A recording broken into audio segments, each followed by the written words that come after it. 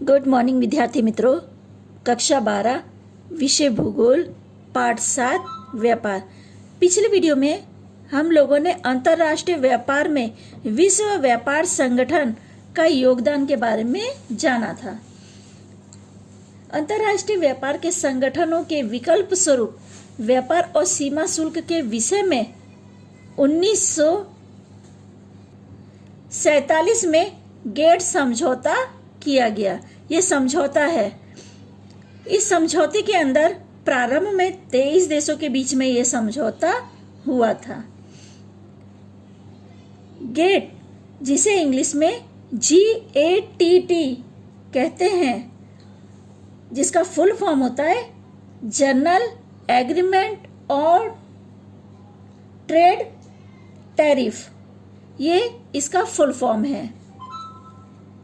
अंतर्राष्ट्रीय व्यापार संगठनों के कई नियम और सिद्धांत उसमें शामिल किए गए थे। गेट का ध्येय उसके आमुख में स्पष्ट किए गए थे। गेट समझौते का मुख्य ध्येय ये था, जिसमें पहला था कि भिन्न भिन्न देशों के बीच में व्यापारी संबंधों में व्यापक मतभेद को दूर करना। दूसरा था आयात निर्यात शुल्क घटाना या खत्म करना और व्यापार के अन्य अवरोधों को दूर करना। और तीसरा था विकासशील देशों की औद्योगिक वस्तुओं के लिए विकसित देशों के बाजार सुलभ करना, यानी हर देश दूसरे देश के साथ व्यापार कर सके। इस वीडियो में हम लोग विश्व व्यापार संगठन के बारे में जानेंगे, जिसे हम लोग WTO के नाम से जानते हैं, जिसे इंग्लिश में वर्ल्ड ट्रेड ऑर्गेनाइजेशन कहते हैं। गेट के अधीन उरुग्वे चक्र यानी राउंड के नाम से पहचाने जाने वाले समझौते का आरंभ 1986 में हुआ और उसके परिणाम स्वरूप 1995 में उसको आखिरी स्वरूप दिया गया।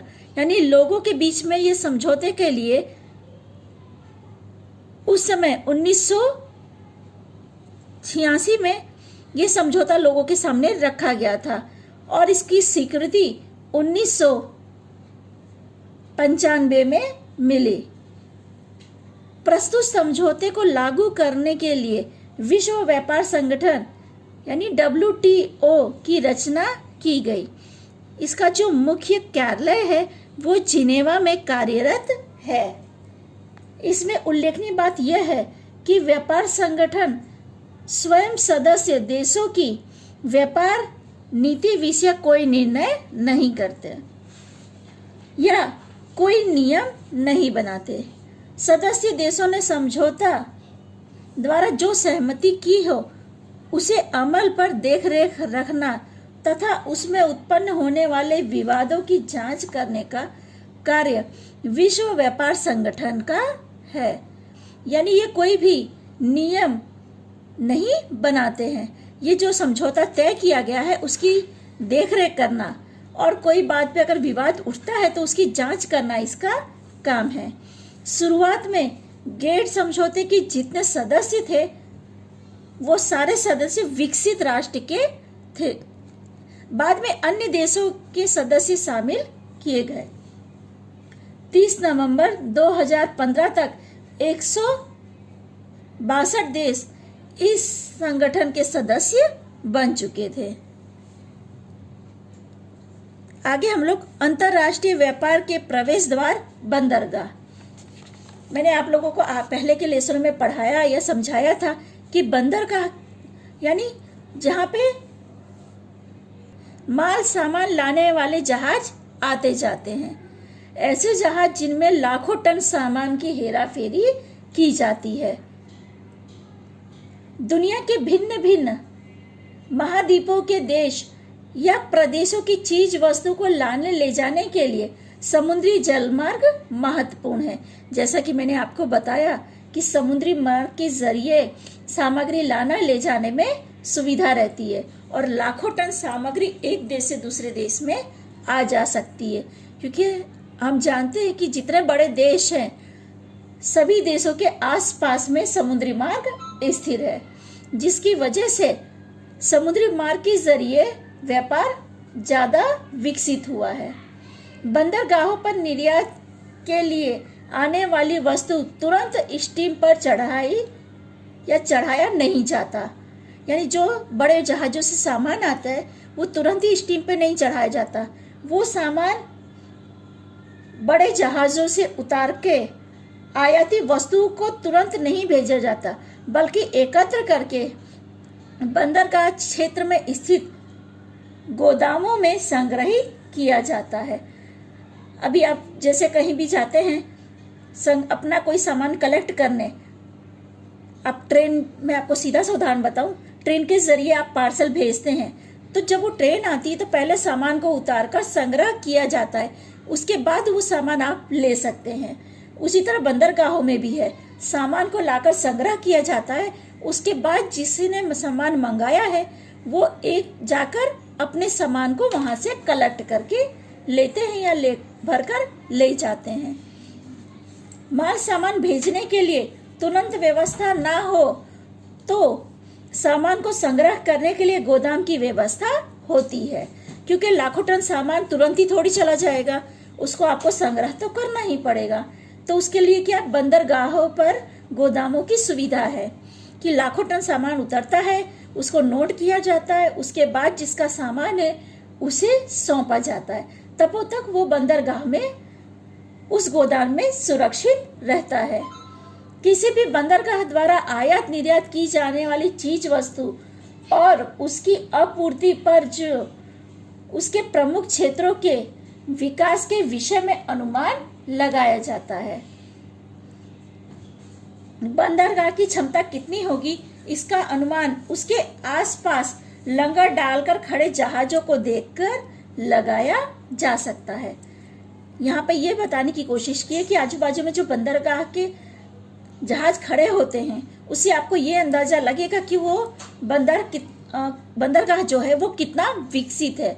अगर बंदरगाह पे जहाजों की संख्या अधिक है तो वो बंदरगाह काफी विकसित माना जाएगा, और अगर जहाजों की संख्या कम है तो बंदरगाह कम विकसित माना जाएगा।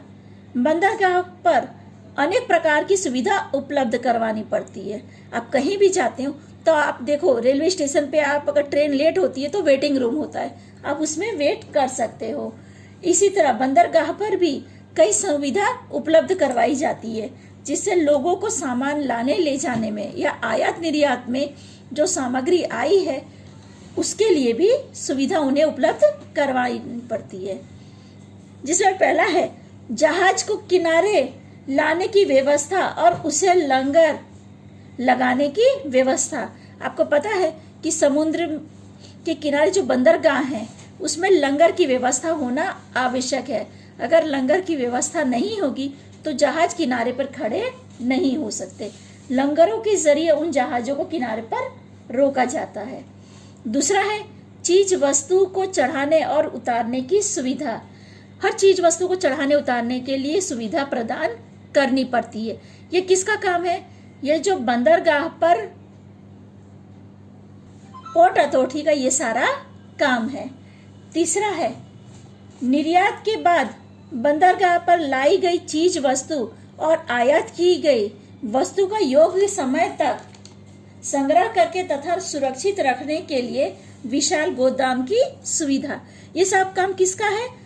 पोर्ट अथॉरिटी का है। उनको ये ध्यान रखना होता है कि जो सामग्री आई है या जो सामग्री यहाँ से जाने वाली है उनकी देखरेख करना और उनको सुरक्षित रखना। चौथा है जहाज के साथ आने वाले क्रू मेंबर्स के लिए इमिग्रेशन की व्यवस्था करना। यानी बंदरगाह पे जो जहाज आया है अगर उसमें काफी सामान आयात किया गया है तो वो एक दिन में तो उतरेगा नहीं, उसको उतारने के लिए 7 से 8 दिन की आवश्यकता पड़ती है। कोई भी बड़ा बंदरगाह पे अगर जहाज आया है तो उस जहाज से सामान उतारने के लिए काफी टाइम लगता है। तो जो जहाज लेकर आए हैं जो लोग, उनको रुकने की व्यवस्था भी पोर्ट अथॉरिटी की होती है, क्योंकि 10-15 दिन यहाँ रहेंगे। आप किसी देश में जाते हो तो आपको उस देश का वीज़ा लेना पड़ता है या वहाँ की सरकार से परमिशन लेनी होती है। तो इसी तरह इन लोगों के रुकने की व्यवस्था या खाने पीने के रहने की व्यवस्था की जिम्मेदारी इन लोगों की होती है।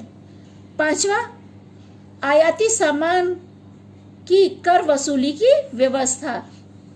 इन सभी व्यवस्था का आयोजन और अमलीकरण पोर्ट अथॉरिटी द्वारा किया जाता है, यानी ये सारे काम पोर्ट अथॉरिटी के हाथ में होते हैं।